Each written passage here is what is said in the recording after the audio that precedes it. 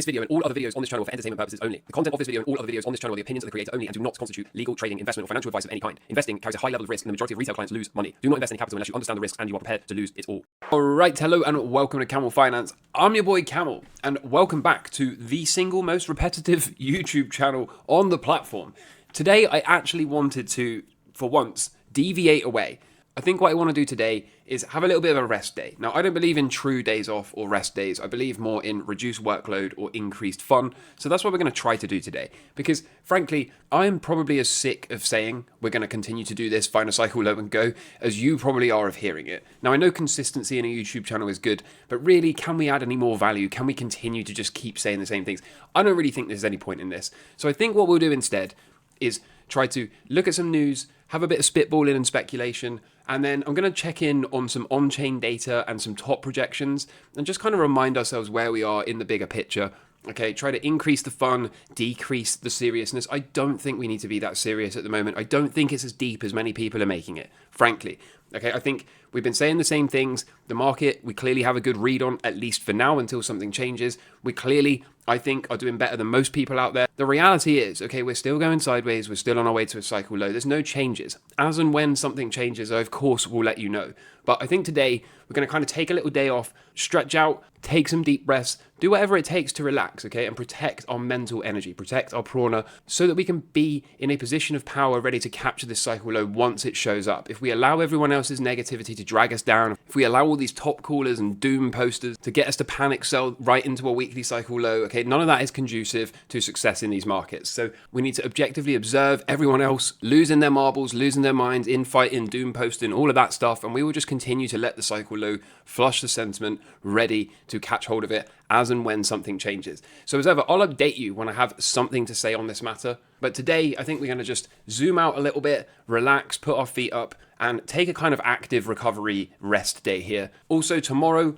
I've got Cobra coming on the show. Me and him are going to catch up later today, and then I'll post that tomorrow. So expect to see some pitchfork wizardry tomorrow. But really, I don't think anything is going to happen for another few days yet. I think we can just continue to chill out here. So that's what we're going to try and do, okay? Remember, it's not that serious at the moment. The time will come to be serious. Once we found a cycle low, use it as bull market invalidation, started to catch the final leg to the upside and all that kind of thing, then we can start to be more serious. Then we can start to think about taking some profit, actually considering nailing down some of the gains of this cycle as we approach the end of the bullish phase of this 4-year cycle. But for now, okay, let's just try and have some fun. Like I said, I can see a lot of people getting worn out there, and a lot of people are starting to notice this, okay? Market sentiment is so bad, it's almost as if everyone was all in memes and had zero Bitcoin exposure. I really like this from Hov. He said it's kind of funny how the meme coin supercycle narrative came right at the time the institutions were able to start to buy large amounts of Bitcoin. That's pretty interesting, right? I've long been suggesting it may have been some kind of psyop, but we're not going to go too conspiratorial today. Gel also points out that he's been in crypto for 7 years and he's never seen people giving up at such scale, especially with Bitcoin looking like this. It really is a massive disconnect between the king, Bitcoin, and the rest of the market at the moment. But at least for the broader market, right, at least for Bitcoin, it's hard to be super duper uber bearish right now, particularly as the cycles are bottoming, as we know. And so again, kind of fitting in with this theme of let's protect our mental energy, right? If you're still liquid and mentally sane, you are honestly beating 90% of the market right now, okay? 90% of the market are not having a good time. They're losing their minds. They're probably blowing their accounts.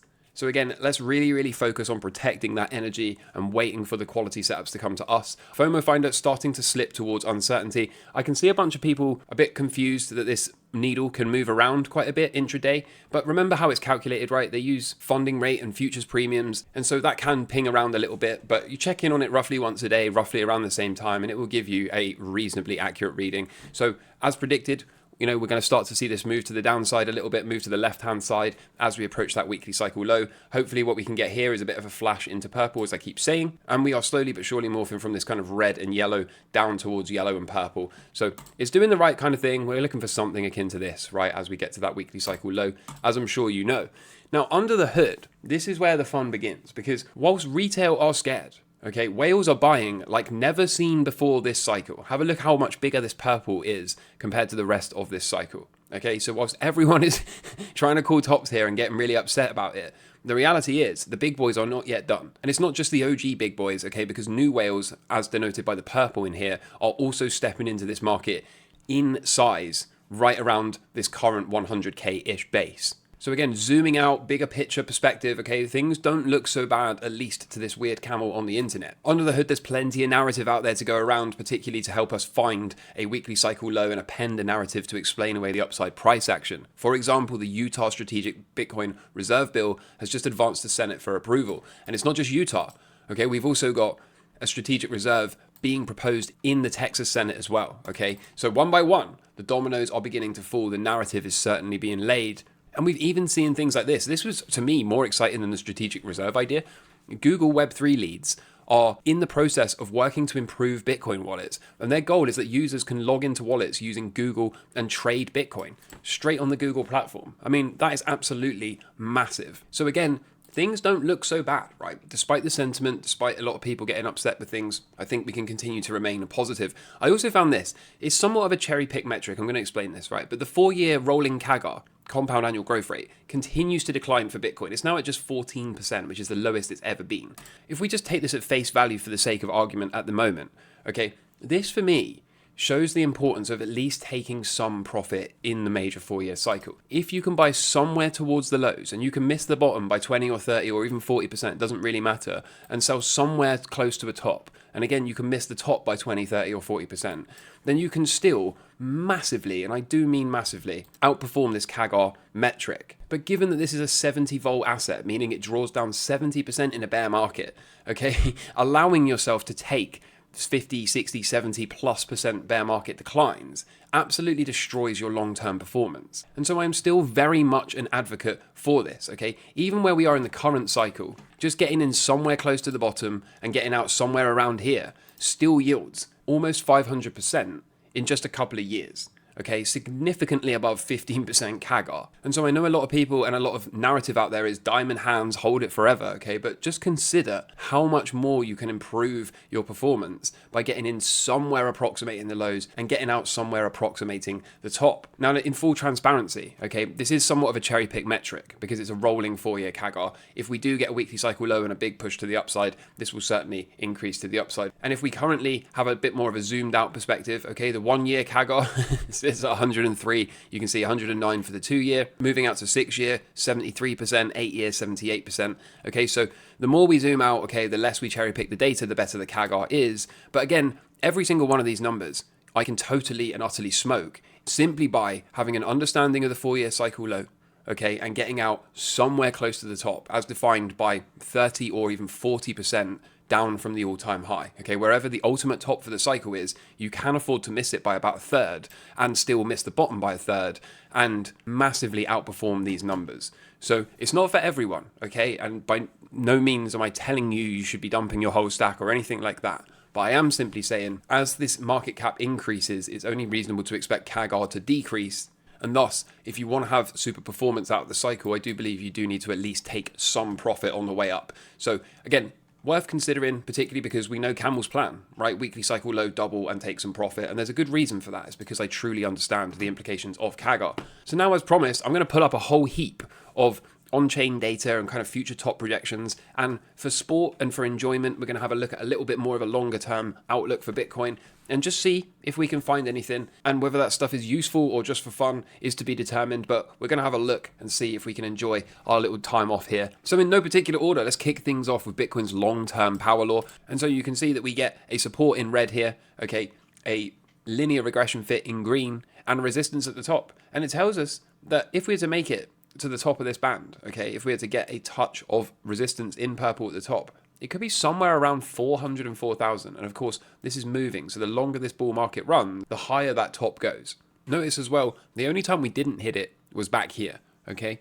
All other cycles managed to touch it. So, you know, we can't necessarily rule it out. And especially for the very, very, very long-term investors, people looking like myself to capture as much of the 4-year cycles over and over again as possible, you know, looking out many, many years into the future, these numbers continue to get higher and higher and higher. For this next one, we've got stock to income. This is pretty interesting because stock to flow does not account for transaction fees earned by miners, only new Bitcoins. Stock to income includes miner fees in the flow.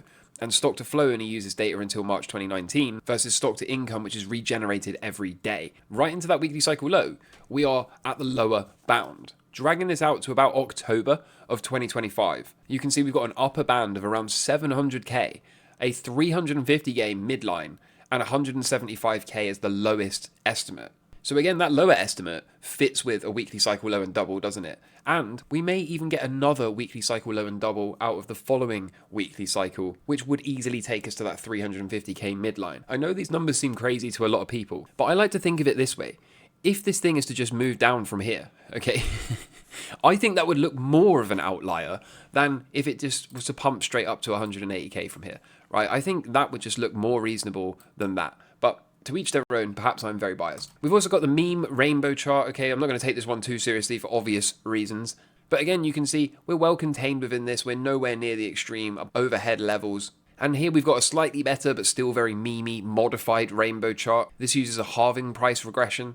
And once more, if we can just about make it to October before this bull run really tops, we could be anywhere between 150 and 387k. And again, I still think we can make the same argument that what would look weirder to you, right? This or this? Because to me, that one seems weirder. But who knows, right? Who knows? We've also got the Bitcoin price predictions and forecasts. This uses 4 different models that attempt to project Bitcoin's price: stock to flow, stock to income, power law, and the HPR rainbow. And again, if we can drag this thing out just for a few more weeks after that weekly cycle low, it tells us we could be anywhere between 110 and 350k. So again, lots and lots of things pointing towards much higher Bitcoin prices. We've also got the Bitcoin RSI, which at the hard right edge looks like it could well be getting ready to push that one final time to the upside. Even if we're to kind of roughly connect all of these together, okay, there's still plenty of room to get one final push out of this weekly cycle low. We've also got fear and greed kind of agreeing with FOMO Finder, right, starting to push down towards the fear side. And again, we're still kind of expecting that to flush one final time into a more orange or red kind of look,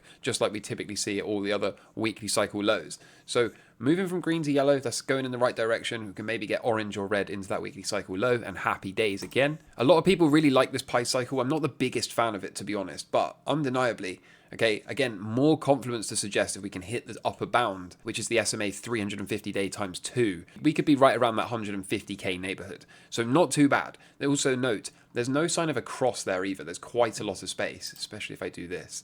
Okay, there's quite a lot of space here before we're going to get a true cross, which historically speaking marked tops. So it speaks to having room to be optimistic out of this weekly cycle low. Next up, we got the Puel multiple, which shows the relationship between the Bitcoin mined in a day and the 365-day simple average. And we can use this metric for estimating the level of sell pressure in the market coming from the miners.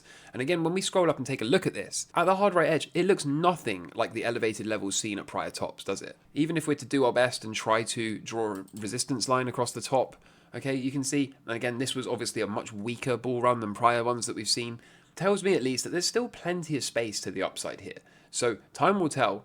We've also got the Bitcoin Beam indicator, which is a simple metric that can tell us whether or not we are overcooked, right, overheated, or cheap, relatively speaking. And at least using this, you can see again, we're nowhere close to extremely overbought here. We're nowhere close to expensive at this current moment in time. And what's interesting to me is if we draw a trend line here, is that not breakout, retest, resumption with a full weekly cycle about to be behind us? I also like this metric a lot, the thermocap multiple, which displays the ratio between the cumulative mined Bitcoin and denominates it in USD starting from day one. And what this is really good at showing, similarly to the Puel multiple, it's really good at pointing at when tops are coming in. And again, I mean, at the hard right edge, we are nowhere near elevated levels at this moment in time, are we? It's almost looking like breakout, retest, resumption. Or if you don't like that and you want to be even stricter and connect the outermost points, okay, then there's still plenty of space to run to the upside. So I don't really see anything here that looks super alarming to me. To me, this kind of looks like, again, it would be weirder if it was to move down on top here than if it was to curl up and we were to see a big push for Bitcoin. And again, we've also got a power law oscillator that kind of points in the same direction, right? If you look at the previous tops, we've got this power law oscillator in purple, not really looking anything like a top would look at this moment in time, at least. It still speaks to being able to have more space to move to the upside. So, wholly speaking, I think when we zoom out, I think we can have a lot of confidence that this weekly cycle low is going to resolve to new highs. I do think, until the market proves us otherwise, it's reasonable to be on the optimistic side of life here. And so I hope you found value here today. I hope you enjoyed that. Of course, if there's something new to say or something changes, I'll update you. If you're a level 3 member, of course, I'll notify you in real time. And other than that, protect your energy. Do tune in tomorrow to catch up with me and Cobra and see how things have developed since the last time we spoke. And until next time, take care from me. All the best. Cheers. Bye. Camel Finance, he's the man to see. Rock Rocking the markets with his contrarian spree. Trades like a pro, no fear, no shame. Sticking to his guns in his money game. He's a badass, oh yes indeed. Camel Finance got the markets key. Taking us normies on a bump